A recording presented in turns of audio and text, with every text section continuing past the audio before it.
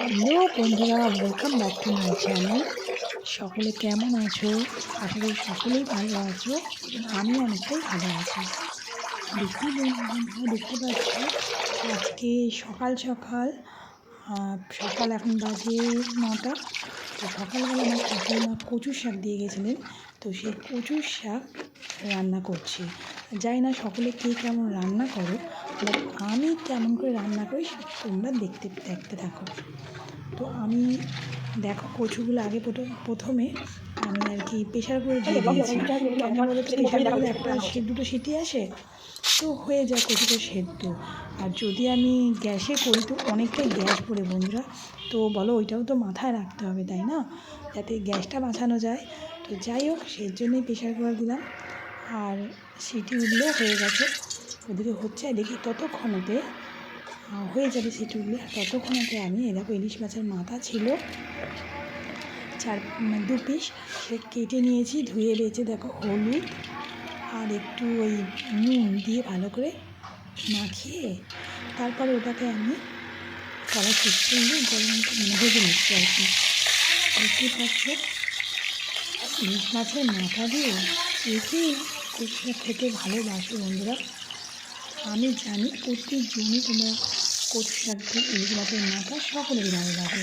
আর দেখছি বন্ধুরা, মাছের মাথাগুলো কত সুন্দর কালার এসে গেছে, সুন্দর কালার এসছে। ঠিক এইভাবেই ভেজে নেবে একদম লাল লাল করে, যাতে খেতে খুব সুস্বাদু হয়। আর দেখতেই পাচ্ছ হয়ে গেছে ভাজাগুলো। আর ভাজাগুলো যখনই হয়ে গেছে ওর মধ্যে আরেকটু সর্ষের তেল দিলাম। আর আমি সর্ষের তেল দিয়ে এই রান্নাটা করতে পছন্দ করি, ঠিক আছে। সর্ষের তেল দিয়ে দিয়েছি, এর মধ্যে দেখো জিরে, তেজপাতা, শুকনো লঙ্কা ফোড়ন দিয়ে দিয়েছি। দিয়ে এবার দেখো, আর আমি যেহেতু নিচে ইন্ডাকশানে রান্না করি, দেখতেই পাচ্ছি বন্ধুরা, দিয়ে ভালো করে মশলাগুলো সব কষিয়ে তারপর কচু শাকগুলো দিয়ে দিয়েছি। তাতে আদা বাটা, জিরে বাটা, হলুদ, লঙ্কা, রসুন সব দিয়ে কষিয়ে তারপর কচুগুলো দিয়েছি। সেটা দেখাতে পারলাম না বন্ধুরা, কাট হয়ে গেছে, ভিডিওটা করে উঠতে পারলাম না। তো দেখতেই পাচ্ছ বন্ধুরা, আর রান্না হচ্ছে।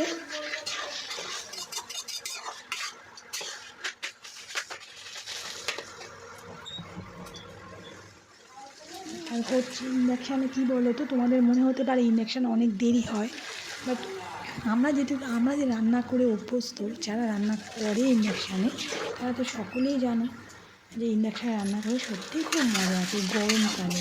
ঠিক আছে, গরমকালে এতই ভালো, তুমি একটা ফ্যান চালিয়ে তুমি রান্না করতেই পারো, গরমটাও কম লাগে, আগুনের তার থেকেও বাঁচা যায়। তো আমার কচু শাক রেডি হয়ে গেছে বন্ধুরা, এই দেখো কথায় কথায় কচু শাক হয়। চলো বন্ধুরা, বাই, টাটা, আবার দেখাবো অন্য কোনো ভিডিওতে।